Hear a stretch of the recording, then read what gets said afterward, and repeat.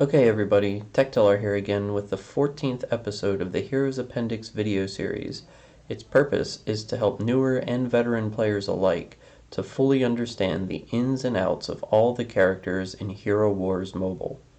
In today's video, we are reviewing the first place winner of the most recent vote amongst my patrons, Faceless, who is probably one of everyone's favorite support heroes who went from being a completely niche-based unit to showcased in nearly everyone's team once he broke ground with the Kark meta, even if they didn't understand why he was good. He has a unique ultimate skill, which is the only hero who cannot activate it whenever he wants, dependent on battle conditions. Today, we'll delve into why once Faceless sprouted up in Kark teams, he was here to stay for years to come, and still without end in sight. In today's video, we are going to be discussing his skills, how they visually appear, and their uses both practically and strategically, when to use Faceless, when not to use him, his roles in the team, skin priority order, artifact priority order, and glyph stat priority order. First up is Faceless's activatable skill, Doppelganger, which is commonly referred to as his ultimate, because this is the ability he can use once his yellow energy gauge is filled during battle. Faceless grows larger in size, raising his hand into the air, and moments later shapeshifts into the enemy or ally who most recently used their first skill, and copying the skill with an enhanced effect. An important note is that Faceless can copy every first skill in the game except for Morrigan's and Astrid and Lucas. A common misconception regarding the copied ability gains level 240 description means the ability is considered level 240. It does not gain 240 levels to be equivalent to level 360. So, if you just double the added damage listed for the hero, that is what bonus Faceless will get. Heidi, for example, has 50% magic attack plus 9,000. So if Faceless copies him, it will be 50% of Faceless's magic attack plus 18,000. Another interesting note is if Faceless copies Cleaver's hook ability, rather than targeting the enemy backline, it counts forward 5 units from Faceless, including your own team, and oftentimes ends up pulling the enemy tank or second position. Faceless's second skill is called Power Throw, where he raises both of his arms above his shoulders, and the enemy in the frontmost position will be levitated up and moved above the center of the enemy team, where they are then dropped, stunning all nearby enemies for 2 seconds. This skill has a 30% magic attack ratio, which is pretty low, but fear not, it hits 4 of the enemies when he drops them and stuns all 4 that were damaged. The lifted unit does not suffer any damage and does not get stunned. You should keep this in mind when selecting your team composition, because depending how far forward their front unit stands, it can depend how quickly they will advance after being dropped. Another note is the front enemy, when they're lifted, is considered in knock-up status, which means that they are completely intangible and unable to be damaged or affected by any other skills until the throw concludes. The only exception to this is Kark's third skill, where he automatically attacks any hero thrown into the air for double damage. This skill can be used once every 13 seconds, and since you're stunned for 2 seconds, it takes 1 second to drop the enemy unit. It feels more like 10 seconds in between each use of this skill, which is extremely frequent. Faceless's third skill is called Chain Lightning. He throws out a chain lightning effect that hits the closest 3 enemies to him, which deals damage and reduces their physical attack stat for 4 seconds.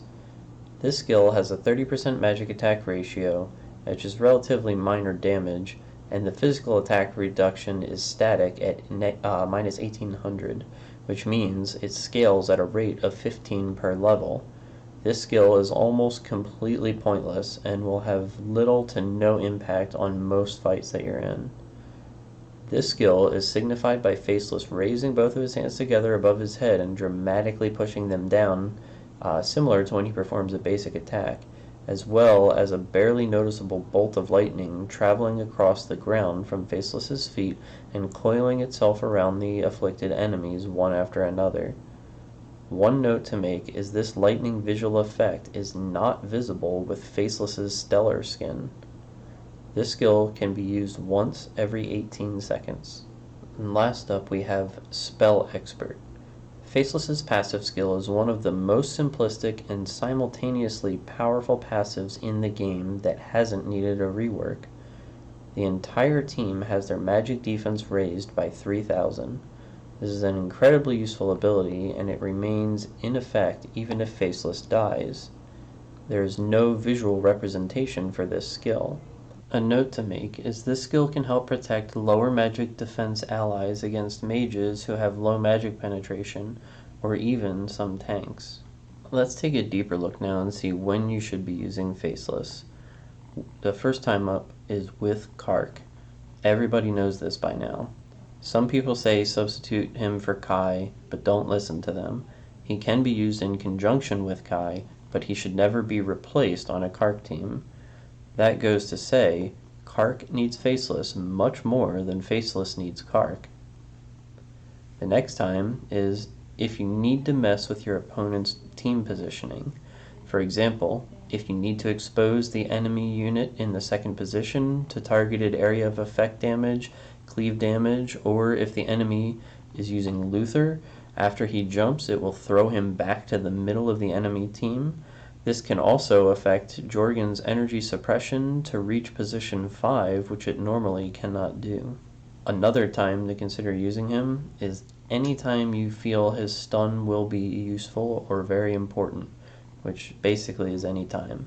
Number 4 is if you're using units who would benefit from his periodic magic penetration granted from his artifact weapon.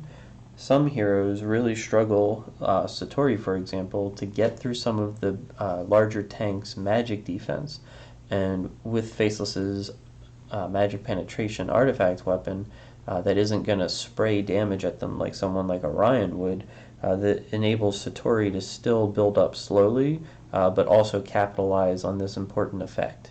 Now we'll take a look at when you should be avoiding Faceless in your team. And the only time I can think of is if you're running a Peppy Cleaver team and their main damage dealer on the enemy team is in position 3 or 4 and is comprised of middle or backline units. The reason being is because you want to be able to get to those units to kill them as fast as you can, and even with his slam pushing the tank back, Peppy will not be able to reach and damage those units. In fact, it will delay Peppy's damage and it will take you longer to kill the tank if you include Faceless. Now, we'll briefly discuss his role in the team. Faceless's main role is support, but he doubles as a mage. So, as you increase his magic penetration and magic attack stat, you will find that he deals a significant amount of damage with his power throw.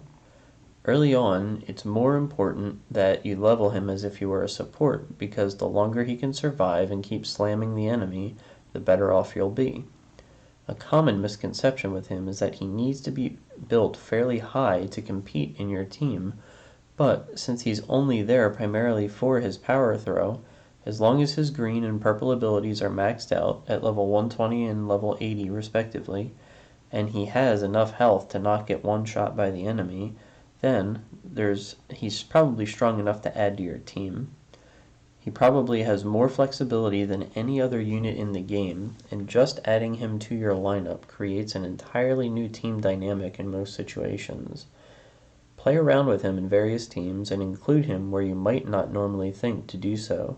He can create some interesting battle outcomes. In this segment, we'll be discussing his skins. The top priority skin is his Masquerade skin, which offers 106,645 health. Being a primarily support unit, the biggest concern for him is keeping him alive for the duration of the fight. Increasing his health first to an acceptable level should be your primary goal. The second priority is his Stellar skin, which offers 10,650 magic attack, and is up next because this is directly tied to his damage output, and Faceless has naturally high magic defense so it's not completely necessary to build the magic defense skin first. The third in priority is his solar skin, which offers 10,650 magic defense and helps him be one of the highest magic defense units in the game, and will really help him excel at his job of warding off mage teams. The fourth in priority is his default skin, which offers him 1,365 physical attack, 1,365 magic defense, and 4,095 magic attack, which contributes to his critical hit resistance as well. Next, we'll discuss artifact priority, which means which artifact is the most important to level up first. First up is the artifact book, which will grant 5,340 magic attack, 10,680 magic penetration. This will ensure he's able to deal as much damage as possible, since all of his artifacts more or less are centered around his ability to deal damage. Second is his artifact weapon, Hermit Shroud, which grants 32,040 magic penetration to the entire team. This effect is more particularly geared towards his allies, but in many situations can truly unlock his team's damage potential. Last up is his artifact ring, which grants him 11,970 magic attack, 3,990 magic defense, and 3,990 physical attack, which offers a great deal of utility to his skills. His ring also affords him some additional survivability by way of critical hit resistance. In our final segment, we will now be discussing glyph stat priority. So what that means is, of all the stats your hero can get, which ones are the most important for you to upgrade to yield the best results. The first glyph up is his health, which grants him 30,800 health to help supplement his survivability. Second glyph to choose is magic penetration, which grants 3,360 magic penetration and is the biggest contributor to his damage. The third in priority is magic attack glyph, totaling 3,360 magic attack, which is the next biggest contributor to his damage output.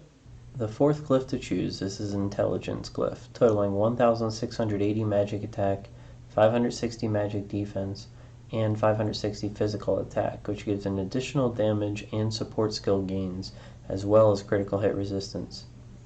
The fifth glyph up is his physical attack, which grants 2,240 physical attack and contributes to his lackluster basic attack, but also gives him additional potential when copying physical-based ultimate abilities. Okay everybody, hopefully you found this video informative. If you do, please like, follow, and subscribe to my YouTube channel called Server 2 Productions. Another thing to consider is recommending my content to your friends as well if you know they yearn for knowledge of the game.